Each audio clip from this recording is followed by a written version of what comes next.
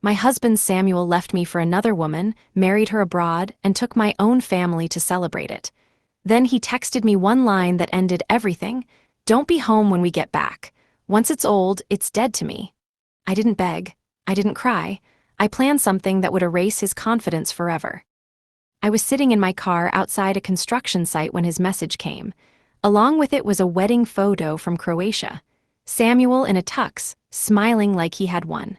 Clara beside him, holding his arm like I never existed. But the worst part wasn't her. It was the people behind them. My mother, my father, my sister June, even my younger brother Marcus, who I paid college for, smiling in the background like this was a normal family event. I stared at the photo for 3 seconds. Then I looked across the street. A demolition crew was tearing down an old building, floor by floor, not emotional, not messy, controlled, precise, final. And that's when the idea hit me so clearly, I almost smiled. If Samuel wanted me gone when he came back, fine. He would come back to nothing. I opened my contacts and called my attorney, Nicole Ferrara. She answered immediately, "Hazel." I said, "They land in 9 days. I need to move faster than the law usually allows." Nicole paused once, then her voice turned cold. "Good, then we'll finish this in 8. I ended the call and looked at the wedding photo again. Samuel didn't just leave me. He brought my family to witness it. So I decided they would witness something else too. Something they would never forget. That night, while Samuel celebrated his new marriage, I started writing one list. Everything I owned, everything he thought was his. And the first thing on it was the house. Because when they returned, they would all stand there together, smiling. Until their smiles vanished. By midnight my whole phone was exploding. Samuel, my mother, June, Marcus, calls, voice notes, threats. I didn't answer anyone. I only called my lawyer. Nicole picked up in one ring. I said, "I want the fastest divorce possible." She replied, "Then stop being a wife and start being an enemy." Next morning, she showed me the truth in numbers. In our joint account, my deposits over 12 years were massive. Samuel's deposits were almost nothing. Nicole tapped the screen. He's been spending his salary somewhere else. Then she pulled up credit card statements. Hotel rooms, gifts, restaurants, dates Samuel claimed he was working late. I didn't ask why. I didn't need to. Nicole leaned forward. "Now listen carefully. The house is under your LLC. You bought it before marriage. He has no legal claim." That was the first time I felt power. Not anger, power. Nicole slid another paper toward me. A postnup Samuel signed years ago, without reading. She said, "If he wants war, we can finish him." I signed. Then I asked, "How fast can he be served?" Nicole smiled. "Tomorrow at his office, in front of everyone." I drove home and walked through the house like I was already saying goodbye. Samuel's closet was still full. He packed only for his wedding trip, thinking he'd return to the same life. I boxed everything. Clothes, shoes, watches, even his stupid framed photos. By evening, the garage looked like a storage unit. Then I opened his home office cabinet and found a folder hidden behind tax papers. Loan applications. Second mortgage requests. My forged signature. I scanned every page and sent it to Nicole. She called immediately. "Hazel, this isn't just cheating, it's fraud." That night, I didn't sleep. I searched demolition companies. When one told me permits take weeks, I said, "I need it in days, I'll pay double." A long pause. Then the man said, "Give me the address." I smiled at my screen. Because now the countdown wasn't for their return. It was for what they would find.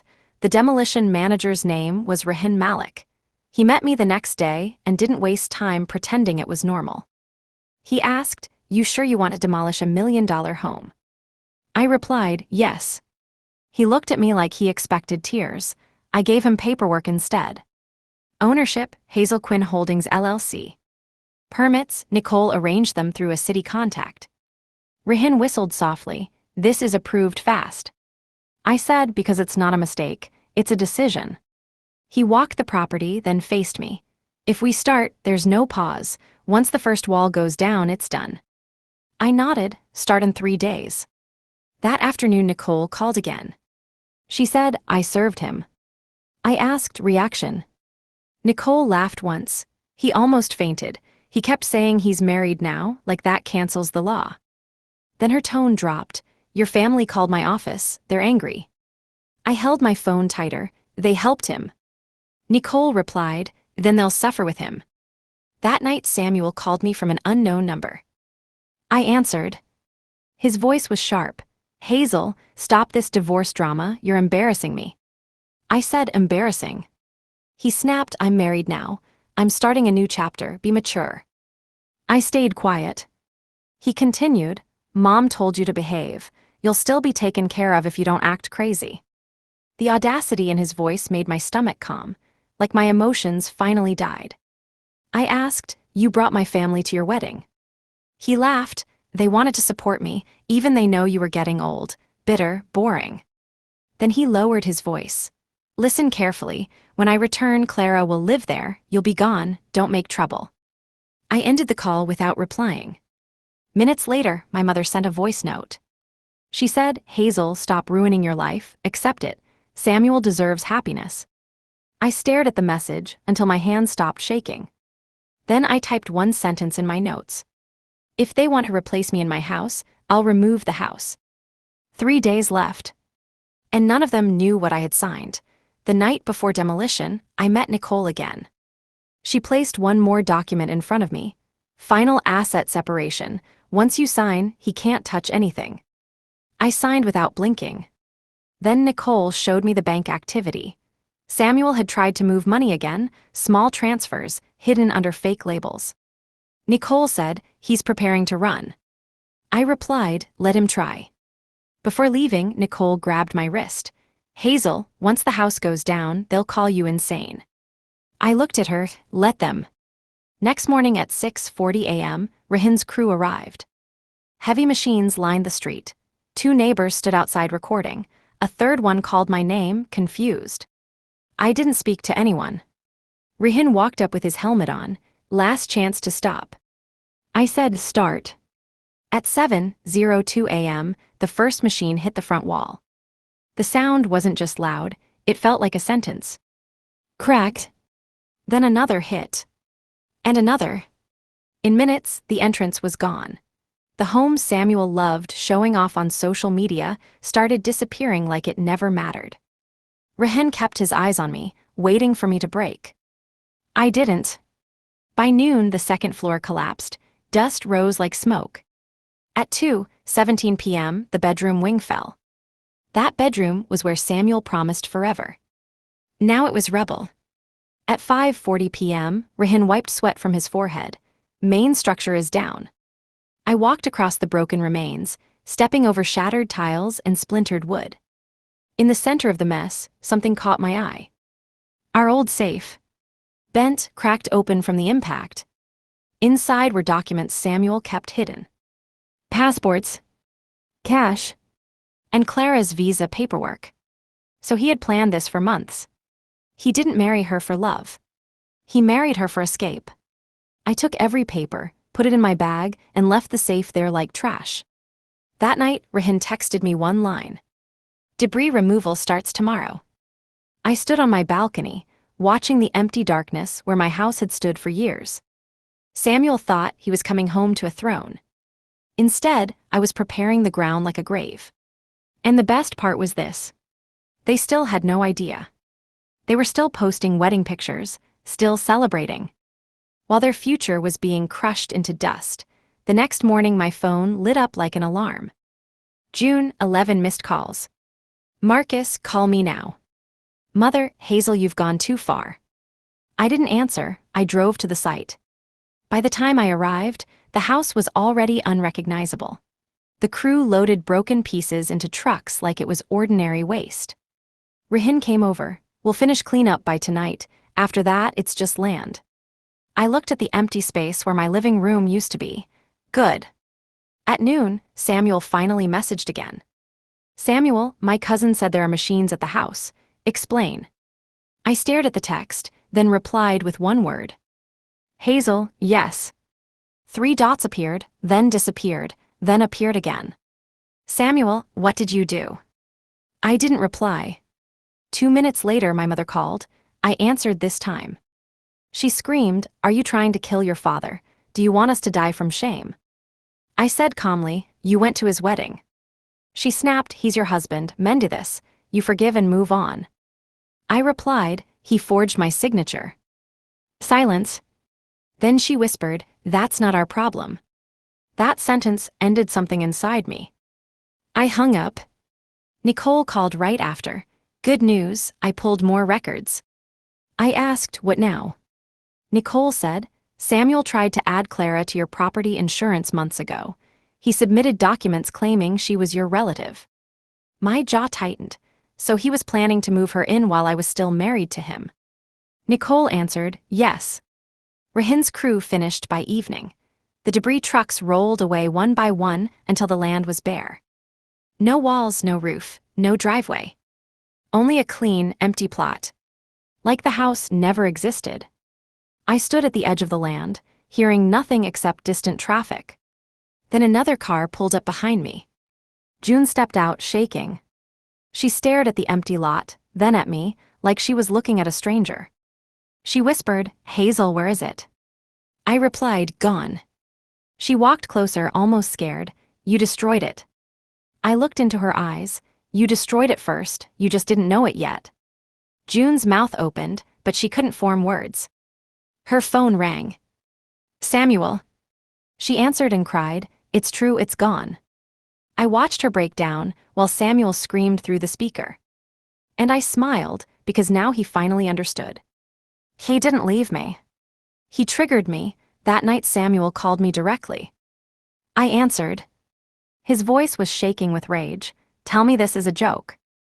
I said, "It's not." He shouted, "That was in my house." I replied, "No, that was my house, you just lived in it." He went silent for half a second, then hissed, "You're insane, you'll pay for this." I said, "You forged my signature. You married Clara, you took my family, you thought I'd sit and beg." Samuel snapped, "Clara is my wife now, she has rights." I laughed once, "She has nothing." He screamed, "You ruined my life." I answered, "You ruined your own life the day you tried to steal mine." Then I ended the call. Within minutes, Clara messaged me. "Clara, you are evil. Samuel told me you were unstable." I stared at her text and typed slowly. "Hazel, ask him why your name was on my insurance months ago. Ask him why he filed mortgage papers with my signature." A few seconds later, she replied. "Clara, what mortgage papers?" I didn't respond. I let the doubt spread inside her like poison. Next morning, Nicole called. She said, "Police report time. Fraud, forgery, attempted financial theft. If we file now, he'll be detained on arrival." I asked, "Can we?" Nicole replied, "We can, but once you do, there's no undo." I looked at the empty land through my car window. I said, "Do it." By evening, the report was filed, evidence attached, signatures compared, bank records included. Nicole sent me the case number and said, "Now he can't threaten you with lawsuits. He'll be busy defending himself." At 11:30 p.m., June came to my apartment. She looked terrified. "Samuel is calling everyone. He says you're trying to destroy him." I replied, "I'm not trying, I already did." June swallowed. "Mom wants you to apologize." I stared at her. "For what?" She whispered, "For embarrassing the family." I leaned forward. "Tell Mom the family embarrassed me first."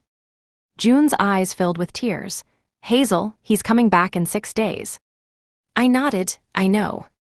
She asked, "What will you do when he arrives?" I stood up and walked to the window. I said quietly, "I'll be waiting at the lot." Because the real show wasn't the demolition. The real show was their return. And their faces when they see it with their own eyes. 5 days before Samuel's return, I got the message I was waiting for. June texted, "They're posting about the house. Samuel says you're lying." I opened Instagram. Samuel uploaded a story from a beach resort. Caption, "Can't wait to go home and settle my queen into her new house." Clara reposted it with hearts. My mother commented, "Proud of you, son." I stared at the screen, then I sent Nicole one word. "Proceed." Nicole replied instantly, "Airport alert submitted." That afternoon, Marcus showed up at my office. He walked in like he owned the place, face red with anger. He shouted, "What did you do?" I didn't invite him to sit. He pointed at me, "You humiliated us, everyone is talking." I said, "Good." Marcus slammed his fist on my desk. "Samuel promised he'll fix everything if you apologize, just apologize." I stared at him. "He promised you what?" Marcus hesitated. That pause told me everything. I leaned forward. "How much did he pay you to defend him?" Marcus snapped, "He's family." I replied, "He married another woman." Marcus yelled, "Men do this. You're acting like a monster over a house." I stood up slowly. "Not over a house, over betrayal." Marcus' voice dropped. "Mom said if you don't stop, you're not welcome anymore." I smiled, "Then I'm free." Marcus stepped back like I slapped him. Before leaving, he threw one last line at me. "Samuel said you're finished when he comes back." I walked to my safe and pulled out the folder from the demolished house. Passports, cash, visa papers, mortgage fraud. I held it up. "Tell Samuel I'm not finished, I'm prepared." Marcus stared at the documents, confused. I said, "He wanted to run, that's why he married her, that's why he forged my name." Marcus whispered, "That's not true." I replied, "Tell him to deny it at the airport." Marcus left without another word. That night Clara messaged again. "Clara, Samuel won't tell me what you meant. What is this about insurance?" I typed, "Ask him why he needed you on my property documents." She replied quickly, "He said you're lying." I answered, "Then he won't mind showing you the paperwork." No reply after that. And I knew I had cracked the first wall of their marriage. Now all that was left was their arrival. And the moment their fantasy dies, 3 days before the flight, Samuel finally sent a voice note. His tone was calm, fake calm. "Hazel, listen. You did something emotional, I understand, but you can't destroy assets like that. When I come back, we'll sit like adults. You'll transfer what's left to me, and I'll make sure you're not left with nothing." I replayed it twice. He still thought he was in control. So I replied with my own voice note. "Samuel, I'm not emotional, I'm organized, and there is nothing left to transfer." A minute later he called, I didn't answer. Then my mother called, I answered. She said softly, "Hazel, please, people are laughing at us, your father is sick." I asked, "Did you feel sick at his wedding?" She whispered, "We had no choice." I replied, "You always have a choice, you chose him." Her voice turned sharp, "That man gave us respect." I laughed once, "No, he gave you a ticket to watch me get replaced." Then I ended it. Next day Nicole met me with a new update. She said, "Samuel's lawyer contacted me." I asked, "Threats?" Nicole nodded. "They'll claim mental instability, they'll claim you did it to hurt him." I replied, "Can they prove I'm wrong?" Nicole smiled, "No, and we're ready." She handed me a folder. Inside were certified copies of everything. Property ownership, postnup, fraud evidence, airport watch request. Then Nicole said, "There's something else. Clara's immigration paperwork was fast-tracked with a sponsor letter." I asked, "Sponsor?" Nicole pointed to the name. Hazel Quinn Holdings LLC. My chest went cold. "He used my company," I whispered. Nicole replied, "Yes, he forged company approval to sponsor her." I stared at the paper like it was poison. So he didn't just cheat. He used my identity to import my replacement. That night June called me crying. She said, "Hazel, Samuel is scaring everyone. He said when he lands, he'll take everything from you." I replied, "He'll try." June begged, "Please, just leave the country for a while." I said, "No." She whispered, "Why not?" I answered, "Because I want to watch him arrive." And I meant it.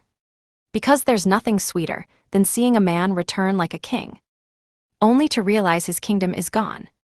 And the law is waiting. The day before the flight, Samuel went silent. No calls, no threats, no posts. Nicole noticed it too. She said, "When a man like him goes quiet, he's planning something." I asked, "Can he cancel the return?" Nicole replied, "He won't. He wants to win in person." That night, I drove to the empty lot alone. Streetlights hit the bare land like it was a stage. I stood there and imagined the scene tomorrow. Samuel stepping out first, confident. Clara holding his arm. My family behind them, proud and smiling. Then the pause. Then confusion. Then panic. I felt nothing inside me except patience. At 2:10 a.m., a message came from an unknown number. You don't know who you're messing with. I didn't reply. At 3:18 a.m., another one. Fix this before we land, or you'll regret it. I forwarded both to Nicole. She replied, good, more evidence. Morning came fast. Nicole called me from her office. Her voice was sharp. Hazel, listen carefully. Samuel's lawyer just filed an emergency motion.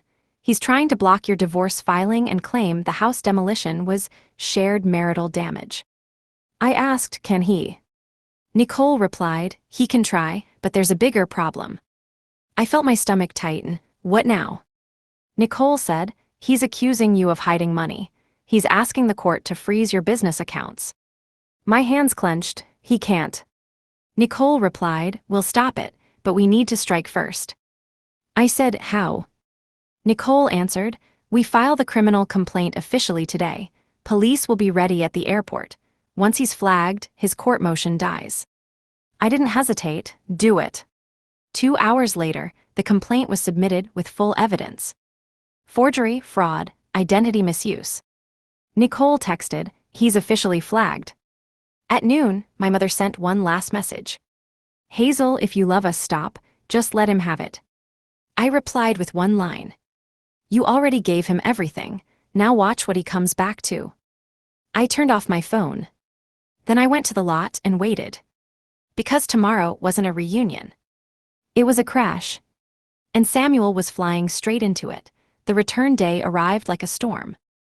Nicole texted at 7:05 a.m., flight landed, stay calm. I was already near the lot, sitting in my car. At 8:10 a.m., June called. She sounded terrified, they're on the way. I asked, all of them? She whispered, yes, Samuel, Clara, and Mom and Dad are with them.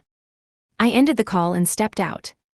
I didn't wear black, I didn't dress like a widow. I wore white. Because today wasn't about mourning. It was about erasing them.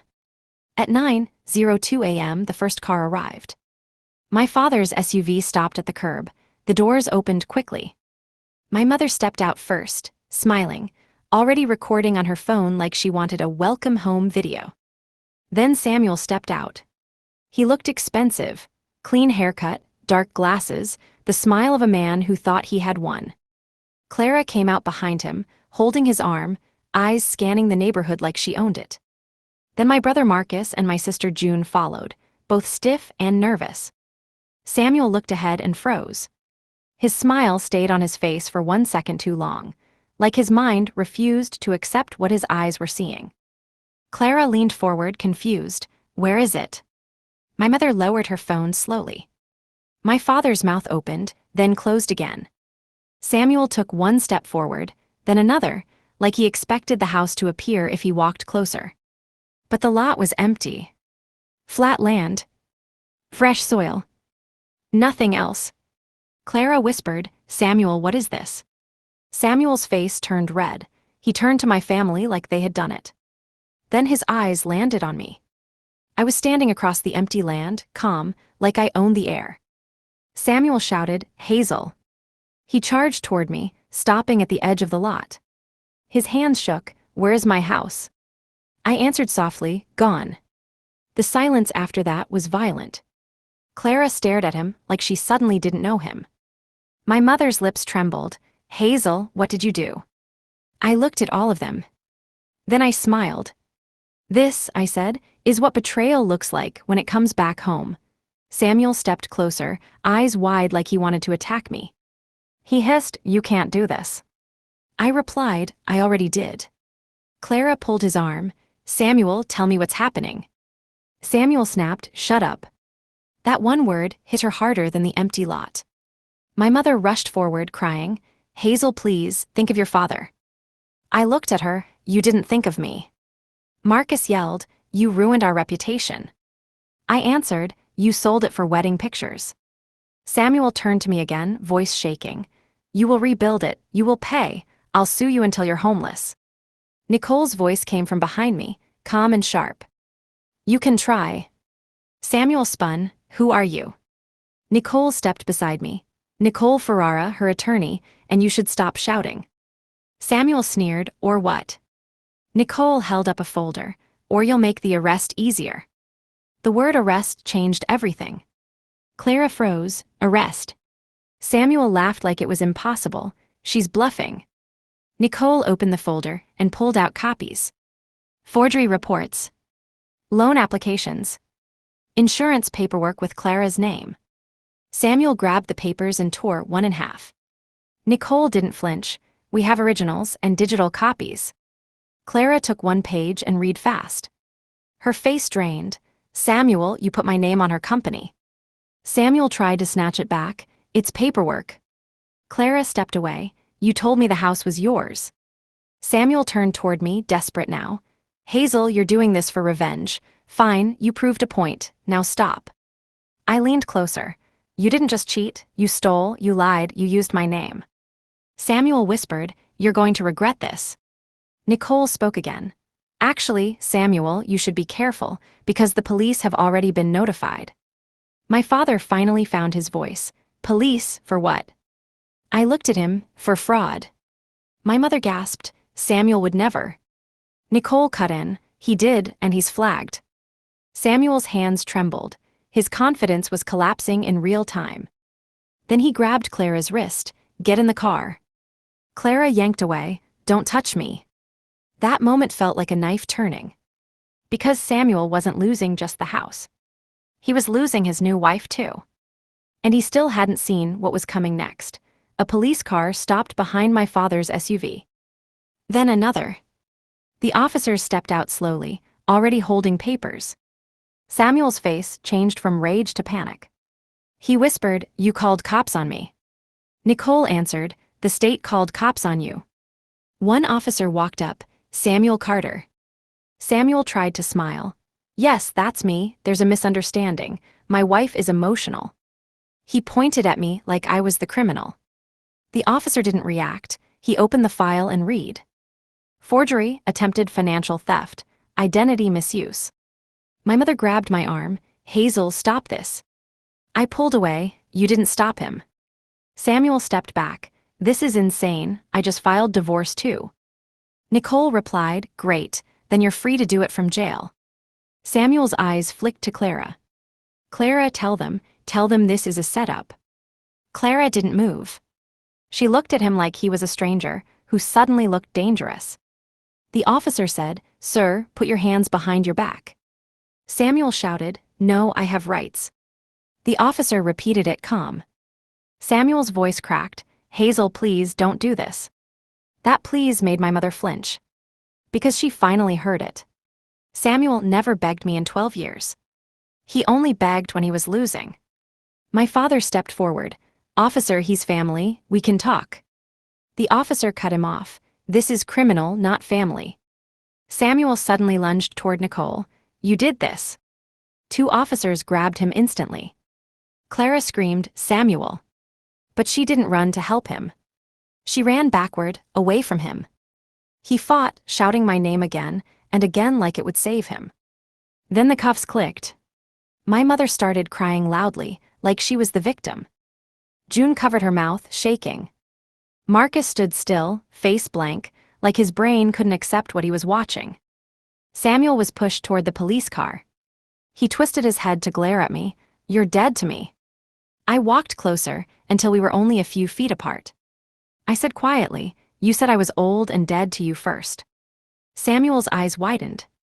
Then his face broke into pure hate. He whispered, I'll destroy you. I smiled. You already tried, I replied, and you failed. The door shut. And Samuel's world finally locked behind him. Samuel was gone, but the disaster stayed behind. My mother ran toward the police car, screaming his name like he was her son, not my husband. The officer stopped her. Ma'am, step back. She turned on me instead. Hazel, look what you did. I replied, look what he did. Clara stood frozen near the curb, hands shaking around her phone. June approached her slowly. Clara, are you okay? Clara looked at June with wet eyes. He told me Hazel was unstable. He told me Hazel would try to ruin us. June whispered, then why did you marry him? Clara swallowed. He said the house was his, he said the business was his, he said Hazel was just jealous. I stepped closer, and the papers. Clara flinched. I didn't know. I opened my bag and handed her a copy of the sponsor document. Read the signature, I said. Clara read and went pale. That's not mine. Nicole nodded, because it's forged just like Hazel's. Clara's breath became fast. So if he forged things, what else is fake? My father grabbed Marcus' shoulder. We need to get Samuel out. Nicole spoke calmly. Bail won't be immediate. Fraud cases take time. Marcus looked at me like I was a murderer. You could have handled this privately. I replied, he tried to steal my life privately. My mother stepped forward and slapped my arm. You monster. Nicole snapped, touch her again and I'll add assault. My mother froze. Then she pointed at the empty lot. You destroyed your own home, your own family. I looked at her. You were not my family at his wedding. Silence hit hard. June started crying quietly. Hazel, why didn't you tell us earlier? I answered, because you wouldn't listen. You already chose him. Clara suddenly spoke again. If Samuel goes to court, will they deport me? Nicole turned to her. If you were tricked with fraud paperwork, you're also a victim, but you need to cooperate. Clara's eyes darted. Cooperate against my husband. I said, he became your husband the same way he became my husband, with lies. Clara stared at the empty land again, then whispered, he promised me a palace. I replied, he promised me forever. Then Clara's phone rang. Samuel. She stared at it like it was a bomb. And then she declined the call. That decline was the first crack in his new marriage. And I knew the next crack would shatter everything. That evening, my mother called a family meeting. Not at my place. At a restaurant. Like we were solving a small argument. I walked in with Nicole. Everyone went silent. My father sat at the head like a judge. My mother sat beside him, eyes swollen from crying. June looked sick. Marcus looked furious. Clara was there too. Sitting alone, not beside my family. Not beside anyone. My mother started first. Hazel, fix this, withdraw the complaint. I replied, no. My father slammed his palm. You'll destroy our name. Nicole leaned forward. He destroyed it himself. Marcus snapped, you don't understand. Samuel paid my tuition. He promised Dad a new clinic. He was investing in us. I stared at Marcus. He invested in you with my money.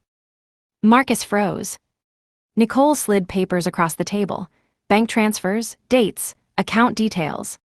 My father stared, what is this? Nicole said, Hazel's account funded Samuel's support. Samuel transferred from Hazel to your son. My mother whispered, that's not true. Nicole replied, it's documented. My father's face tightened.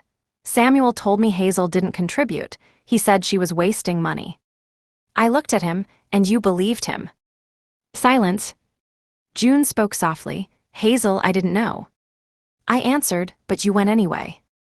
Clara suddenly stood up, I need to ask something. Everyone looked at her. Clara's voice shook. Did Hazel ever hit you? Did she ever cheat on you? Did she ever abandon you? Marcus snapped, stay out of this.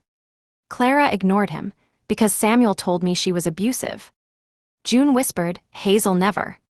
Clara nodded like she already knew. Then she turned to Nicole. If I cooperate, will you protect me? Nicole replied, yes, if you tell the truth. My mother jumped up. Clara, don't betray your husband. Clara stared at her. He betrayed me first. My father turned to Clara. What are you saying? Clara took out her phone and played a recording. Samuel's voice filled the table. Once I land, I'll take everything back. Hazel will crawl, and if she doesn't, I'll make her disappear. My mother gasped. June started shaking. Marcus whispered, that's Samuel. Clara nodded, eyes cold now. He recorded it by mistake. He sent it to me. Nicole's voice was calm. Now we have threats too. My father stared at me like he was seeing the real Samuel for the first time. And in that moment, I knew. My family wasn't united anymore. They were splitting. And Samuel was the reason. The restaurant meeting ended with silence and fear.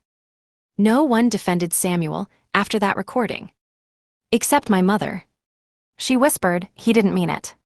Clara looked at her like she was insane. He said he'd make her disappear. My father stood up slowly. Enough. Everyone froze. My father turned to me. Hazel, did you really pay for Marcus? I answered, yes.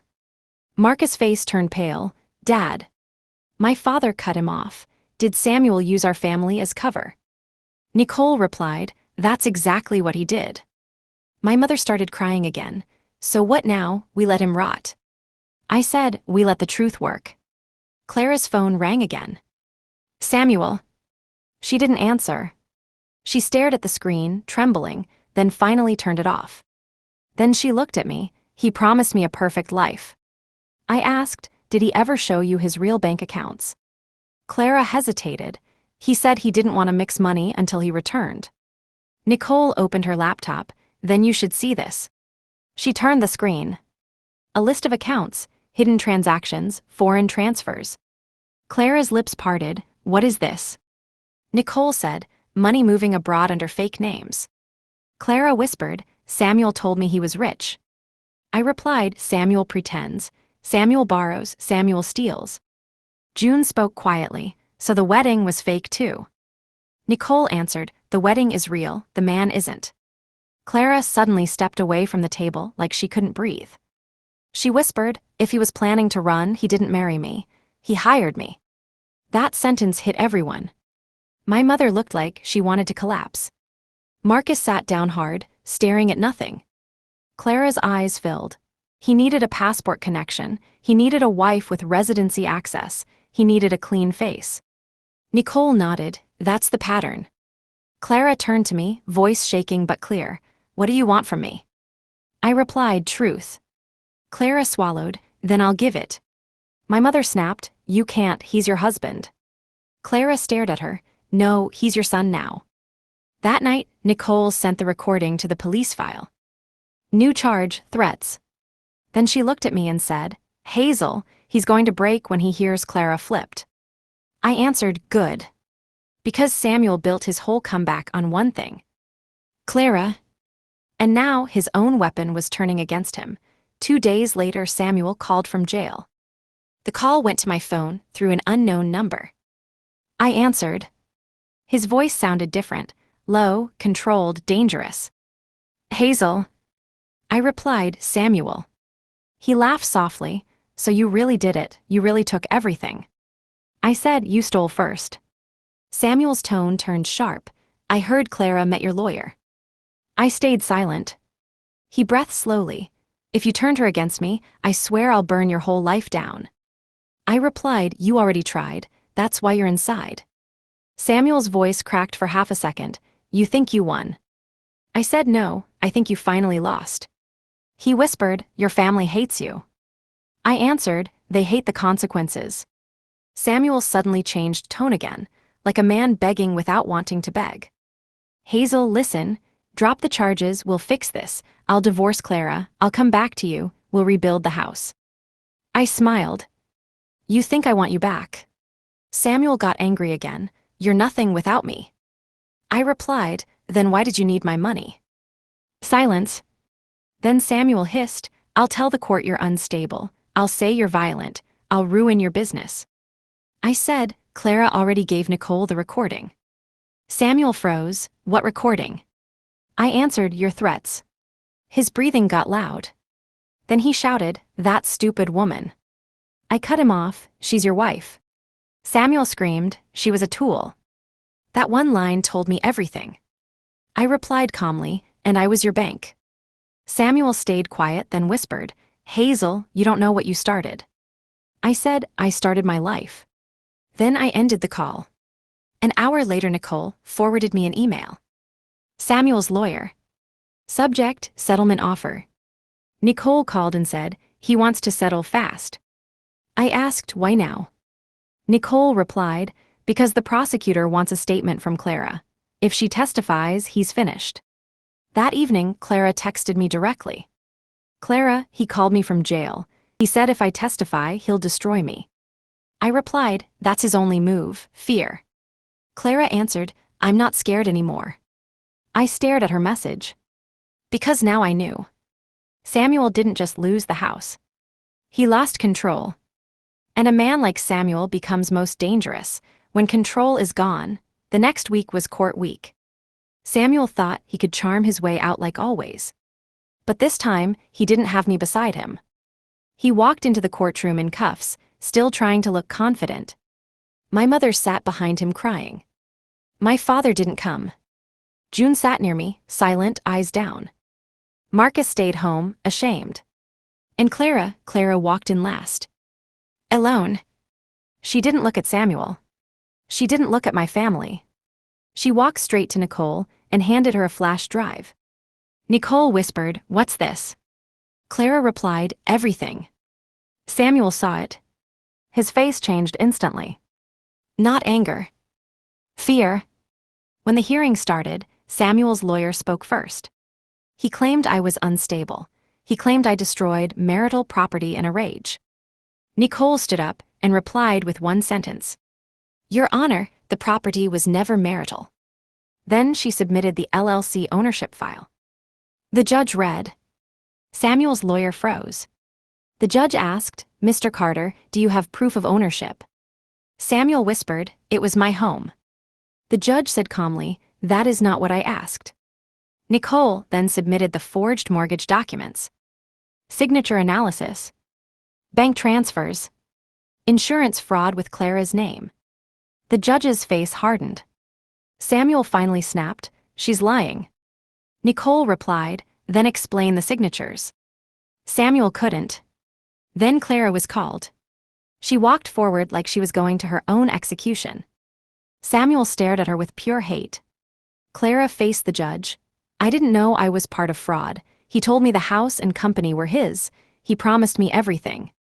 The judge asked, "Did Mr. Carter threaten you?" Clara nodded, "Yes." Then she played the audio from her phone. Samuel's voice echoed in the courtroom. "I'll make her disappear." The room went silent. Even my mother stopped crying. Samuel's lawyer whispered to him urgently. Samuel's face turned pale. The judge leaned forward. "Mr. Carter, you understand what this means." Samuel tried to speak, but his mouth didn't work. Nicole then dropped the final blow. She presented the flash drive Clara gave. Video. Samuel speaking to a friend abroad. "Hazel's business will cover everything. After the wedding, I'll take the house, take the accounts, and leave. She won't know until it's too late." Samuel screamed, "That's illegal." Nicole replied, "Exactly." The judge ordered him detained. No bail that day. As Samuel was dragged out, he stared at me. Not like a husband. Like a man who just watched his escape burn. And for the first time, he looked small. After court, my family finally collapsed. Not in front of Samuel. In front of me. My mother caught up outside the courthouse and grabbed my sleeve. Her voice shook, "Hazel, please, he'll go to prison." I replied, "He chose the crime." She cried harder, "But we didn't know." I looked into her eyes. "You didn't need to know, you watched him replace me," and smiled. She flinched like the truth slapped her. My father called me that night. First time in weeks. He said quietly, "Hazel, come home." I asked, "Home where?" He stayed silent. Then he whispered, "I failed you." That sentence broke something in me, but I didn't show it. I said, "You did." And I ended the call. 2 days later, Nicole came with divorce papers. Fast-track approval. Samuel couldn't block it now. Nicole said, "It's done, you're free." Free? The word felt strange. Like a door opened into silence. That night I moved into a new place. High security, private, clean, temporary. No memories. Just space. June visited me once. She sat on my couch and stared at the wall. She whispered, "Do you regret it?" I answered, "I regret trusting him." June swallowed. "Mom is losing it. She keeps saying Samuel loved you. I laughed once. Samuel loved what I provided. June looked down, and us. I replied, he used you as decorations at his wedding. June started crying. Hazel, I'm sorry. I didn't hug her. I said, I'll forgive you later, not now. That same night, my phone buzzed with a message request. It was from Samuel's account. A typed message, not voice. Samuel, Hazel, I will get out, and when I do, I'll take everything from you slowly. I stared at it. No fear. Just confirmation. I forwarded it to Nicole. She replied, good, another threat, another charge. Then I blocked him. Minutes later, Clara called me. Her voice was shaking. Hazel, your family is blaming me. I replied, they always need someone to blame. Clara whispered, he destroyed us all. I answered, no, he exposed you all. When I hung up, I stood at my window, looking down at the city lights. Samuel thought he buried me. But he didn't bury me. He just gave me permission to rise. A month passed. Samuel stayed locked up, but his shadow stayed everywhere. My mother started visiting my office, begging in the lobby like a stranger. She kept repeating the same line, Hazel, save him. I never replied. Then Marcus called me at midnight. His voice was low. Samuel's lawyer offered a deal. I asked, what deal? Marcus said he'll sign everything. No claims, no fights, just help him. I smiled, help him how? Marcus hesitated, withdraw the complaint. I replied, no. Marcus snapped, you're enjoying this. I answered, I'm surviving it. Then I hung up. The next day, June sent me a screenshot. Samuel had posted from jail through someone else. Hazel ruined me, she was always evil. Comments were exploding. Half calling me a queen. Half calling me crazy. My mother replied publicly, my daughter is sick. That line almost made me shake. Almost. Nicole called me immediately. We'll use that in court, defamation and harassment. I asked, will it help? Nicole replied, it will silence them. That evening, Clara met me quietly at a cafe. She looked exhausted. She said, Samuel offered me money if I take back my statement. I replied, does he even have money? Clara swallowed, he promised he has a hidden account. Nicole was right. He still had tricks. Clara leaned forward, Hazel, he also told me something. I stared at her, say it. Clara whispered, he didn't choose me for love. He chose me because he thought I was easy to control. He told his friend, Clara is my escape route. I nodded slowly, he called you a tool on my call too. Clara's jaw tightened, I want him to pay. I replied, then don't be scared. Clara took out her phone, I'm not. She showed me messages. Samuel begging. Then threatening. Then begging again. Then threatening again. Nicole later added it to the case. 2 days after that, my father came to my apartment. He stood at the door, like a man afraid to enter my life. He said quietly, I want to cut Samuel off. I looked at him, you mean it? He nodded, I'm ashamed. I opened the door wider, then sit down. That night, for the first time in weeks, I felt something different. Not love. Not peace. Control. Because Samuel was losing every piece of influence. Even inside my own family, 3 months later, I went back to the empty lot. But it wasn't empty anymore. A tall metal fence surrounded it, signs were posted. QINN luxury residences, coming soon. Rehan stood beside me smiling, you really did it. I replied, I told you I'm organized. The land Samuel thought was his home was now my project, my investment, my future. And the best part? It was bigger than the house ever was. That afternoon Nicole called. Sentencing hearing is next week, she said. Samuel wants to speak with you. I asked, through you. Nicole replied, no, he wrote a letter.